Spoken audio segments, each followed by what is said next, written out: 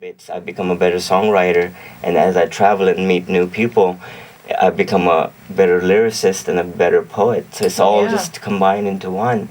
Fantastic. You've got your guitar with you.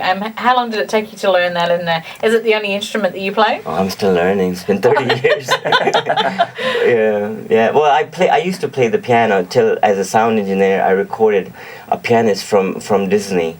And after that, I never played piano again because it was so good. I'm like, oh no. Oh. That's how I feel when I'm near my partner. She can play the piano, keyboard, and that, and I'm just like, there's no way I'm gonna even try and take it up. I'm just gonna look. Whoop. Well, that's why I chose sound engineering, because I could plug the cables in. I couldn't play really well, but I could plug the cables in. I could mix the sound really well, you know. But I had to learn the guitar because I love playing the guitar and I love singing. So both instruments go together. But singing is what took me the most time to develop, because it's really not fun developing your voice after puberty. If you start really early, then it's easy. But if you start in your late teens, then singing becomes really hard. Yeah, it's a hard instrument to tame. But really don't think not to start. Just you gotta persist, and you gotta learn how to maneuver it and how to phrase it properly. And you open your ear and the throat opens up, and when the throat opens up, the ear opens up more. So it's like a cycle there as well. Yeah. So any family back home, what do they think of, the music that you're doing now? Your dad said go to America and study if you want to, what are their thoughts now? My dad, he just passed a couple of years ago. He loved my work. And he thought I had something special. And he was a muso himself, like listening-wise. He had a record collection. And a really good collection as well. And then he would listen to the songs and he'd go, oh, that's good, that's not good. But my daughter she's 5, and on my new album she wrote a track actually that I she was playing with the piano, and I liked what she was playing, and I started writing lyrics. So we did a song. So she technically kind of produced a song I'm passing it on. Oh, that's great. Wow. So, do you reckon that she's gonna follow in the footsteps of? I hope not. It's a tough industry. It really is. Yeah. And if you survive it, I've survived it because I was an engineer and I saw how artists would trip out and all the drugs in the studio and everything else. It comes with the stigma. It comes with its own thing. And as an engineer, I saw how lives were destroyed by being the diva. So you don't want to be a diva. You want to be a humble soul who is just a normal human being. And then if music is a gift to you, like your hearing, like your eyesight is a gift, you utilize that gift, but don't trip out. Don't ever trip out, because then you just, you shorten your life as a musician. Yeah, goodness. I'm just thinking some of the artists that did trip out, they're still with us, aren't they? I'm thinking about the Rolling Stones and the David Bowies. They came through it. Yeah. And it takes a toll in some way, and it stops you from. Like I heard stories about Eric Clapton being on drinking and stuff. So those days when you drink and you're not making music, so you lose time. You have to practice every day. It's like every other thing, you see normal wear and tear of the roads. They have to fix the roads every day. So it's the same thing. You have to work every day. You can't have a downtime. So drugs and all that brings you that downtime. And as you grow older, you have to have the drugs to be able to write, because you're so used to that. That's why you stop writing. Custom, Yeah. All right. Well, I reckon we should probably get to the news. But we've got a couple of seconds before that has to play. But would you stick around to play? I would love to. Excellent. Okay. All right, so stick around after the news. We're going to have Mahmood Khan play One Line Down. It's coming on PBA FM 89.7. It is 8 o'clock, and here is the news. For your Monday mornings, 8:03 in the morning, and we're still joined in the studios by Mahmood Khan. And he's here to play his single, One Line Down. Now, do we want to take it away, or do you want to say anything before you play? The floor is yours, Mahmood. Well, I'm really excited to be here, and let me. Here we go.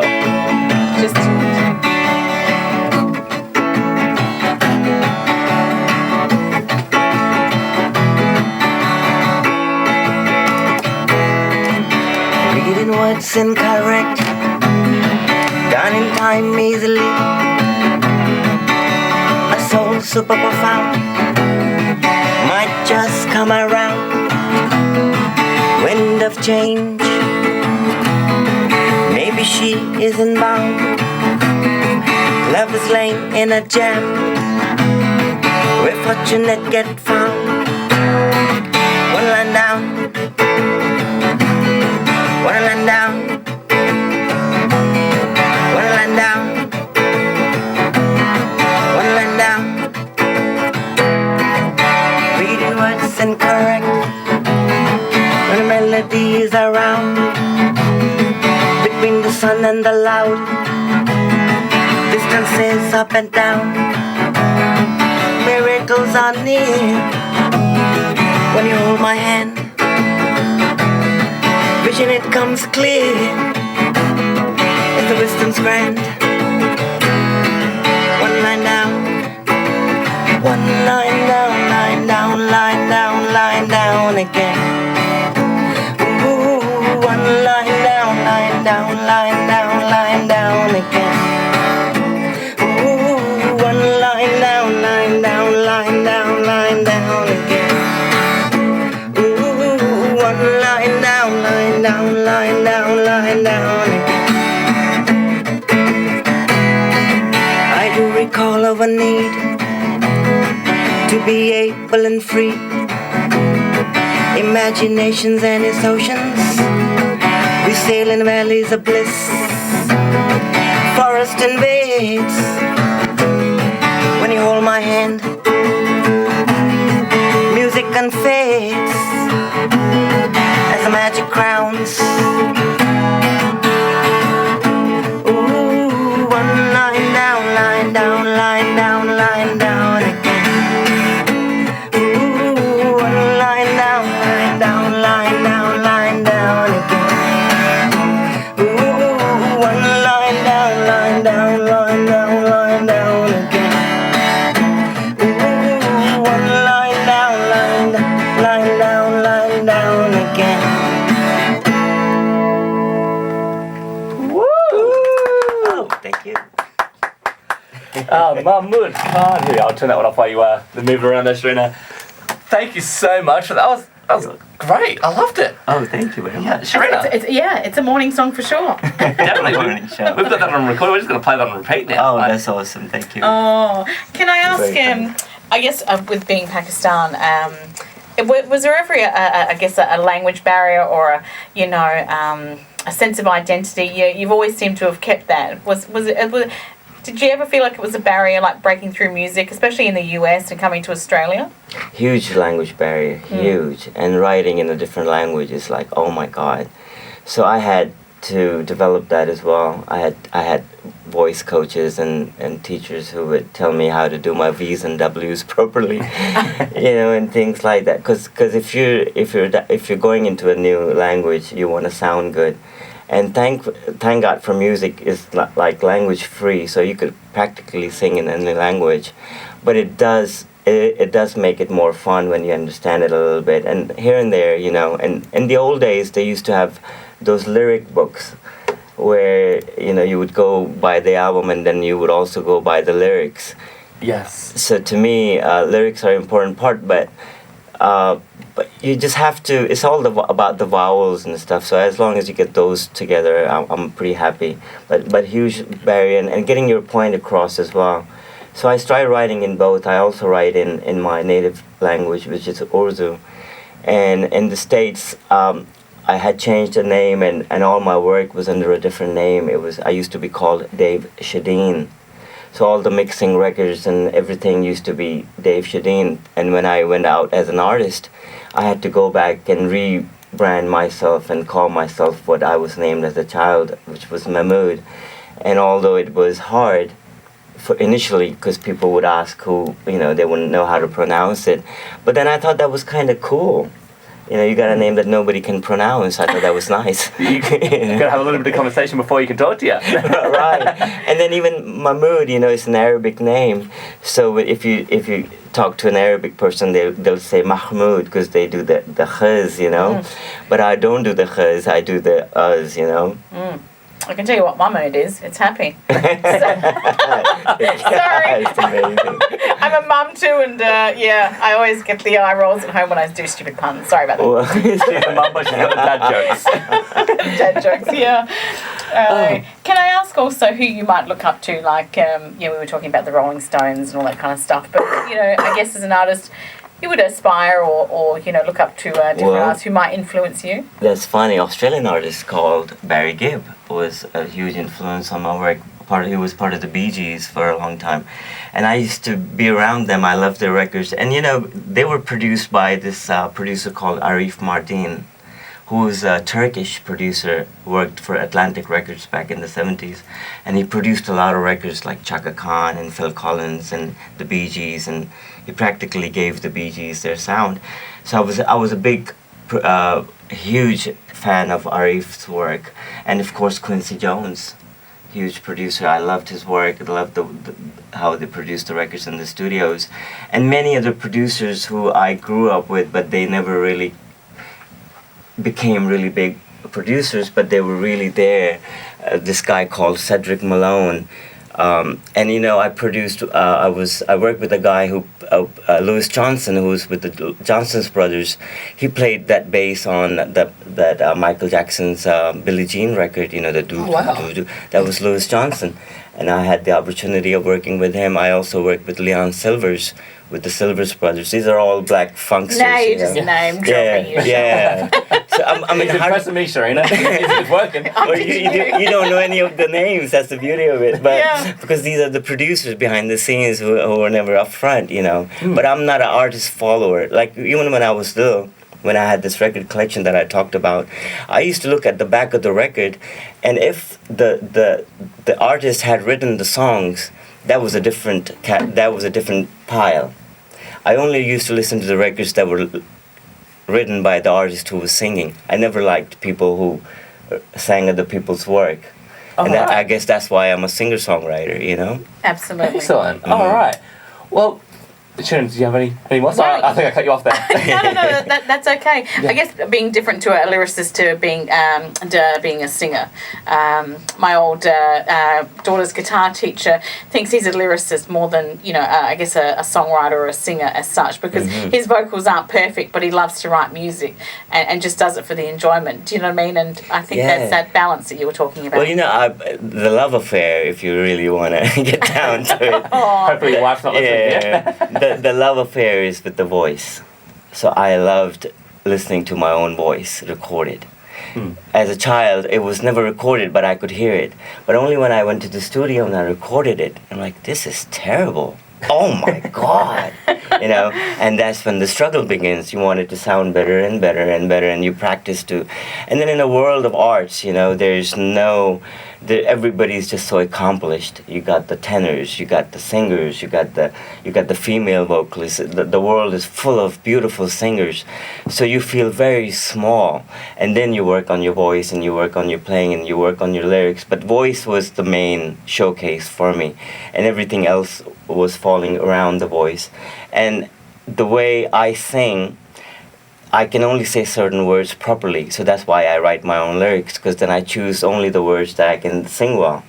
But if there was a different lyricist, then I wouldn't be able to sing all the stuff that he's given me, because I'm not good at the lyrics that he's given me or she's given me. So I'm only good at what I write. It's like a tailor-made suit for myself, and that's the individuality. That's what I promote as well. Be yourself. Just do whatever you can, and you're unique. You have a unique DNA, and it'll resonate. Hopefully, if you keep at it.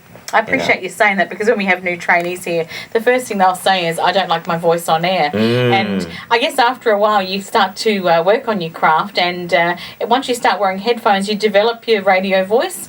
And do you know what I mean? So funny thing is, as a pilot, when you go train for flying, you have flying hours, right? So as a vocalist, if you like your voice, or as a presenter, you have mic hours. We used to call them mic hours in the studio. How many hours have we recorded in front of a microphone? So when I heard that concept, I'm like, I should be recording all the time, all the time, because that's what you do. And one day you do develop that resonance where you like, I love my voice now. I really do. Yeah. Have you ever heard of the million hours The perfection? the 10,000 hours. 10,000. Yeah. Sorry, that's, No, yeah. million. Yeah, geez, we'll never get there. But yeah, the 10,000 hours to perfection. Have you? I've heard it, and there's a producer called Michael O'Marchin, who was a big follower. He did all the gospel stuff and Shania Twain and country music. And I'm not sure if he did Shania, but Amy Grant, he did Amy Grant. And I was reading about him, and he was talking about this. If you practice long enough, you become good at it. But it's just that when you're practicing and when you're nobody and nobody cares about you, how do you survive in that time? That's the trick. You just gotta believe in your heart, and you go, this is it. This is what I'm doing, and I'm jumping in, and there's no stopping me. And no matter what happens, I'm not gonna quit. And that's for everything, though. It's for pianists, it's for guitar players, it's for vocalists, it's for presenters, it's for doctors, it's for researchers. It goes for everybody. You know, you gotta keep at it. Yeah, there's only one thing worse in life, and that's regret. That's true. And as you get older, those regret mountains, man, they become mountains, and they come at you because they're not silent. No. And as you the years tick over, only talking from experience now, there's a big age difference between Frenchie and myself. And, you know, you kind of think, no, I should be doing that now. I'm going to stop doing that. I'm going to try that. Right. Yeah, because they tick over quite quickly now. That's true. And if you those the voices of regrets become louder. The less you work on yourself, the louder those voices get. And you become kind of, you know, you're not the same person anymore. You're on the edge all the time, or you're cranky and stuff. So this keeps you grounded too if you work on your craft and whatever pleases you. It could be anything. You know? Yeah. I feel like we're speaking to the Gandhi of music. Oh, not Mahmood Khan. Mahmood Khan. My new Australian name. I feel like I'm sitting here just taking in knowledge. I know. This is, I don't want you to leave. Oh, great. I can't even remember the song you played. Do you have another one? Do you want? I do actually. Do you? Yeah, I before do. we head off You're right. So Put you on should I the spot do here. Like the Yeah. River? So I'll do Like the River, which Sure. is it's an important song in my career. Alright then. This is the one that got to the top of the ARIA chart, was This one went to. This is how I became an Australian. Alright. You know, and the song, you know, songs open doors for you. Songs are like packets of energies for me, and they all do different things. They all have different personalities. This one opened a big Australian door for me, and the song is about waiting for your turn. You gotta patiently wait for your turn. You can't be too frustrated about. You can't get all tangled up in regrets and things like. You just be patient. Just keep on working, and you develop an escrow. There's an escrow going on somewhere out there, and as long as you're putting your savings up, I mean practicing, it's being counted. So this song is about that. Excellent. Alright. Well, take it away. All right. Follow you every way you give me. You must stay. I hear you calling and I feel it in the unknown. A new day, bright warm sun for a new dimension. I've been working for so long. Never superstitious, I could never do no wrong. There's an opposition, I live closer to the glory. Finally I made it, found you in my life story. A new crazy love I seek in life to keep me flowing like the river. Like the river. Under the cold and dark inner life, there lies the magic of the river. Like the river. Completely a new plan. No wasting, no right, wrong. Free falling in a deeper connection. Or are we maybe looking for a final solution? For a new dimension, I've been working for so long. Never superstitious, I could never do no wrong. There's an opposition, I live closer to the glory. Finally I made it, found you in my life story. A new crazy love I seek in life to keep me flowing like the river. Like the river.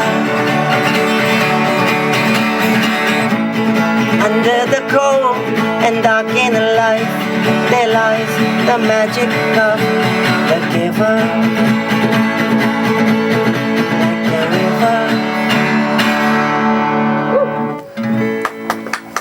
Thank you. Thank you so much, Mahmood. You're welcome. 2 songs for the price of one. Yeah. How do we get you to just stay on? $20 Perfect. or lunch. I've done productions for a burger.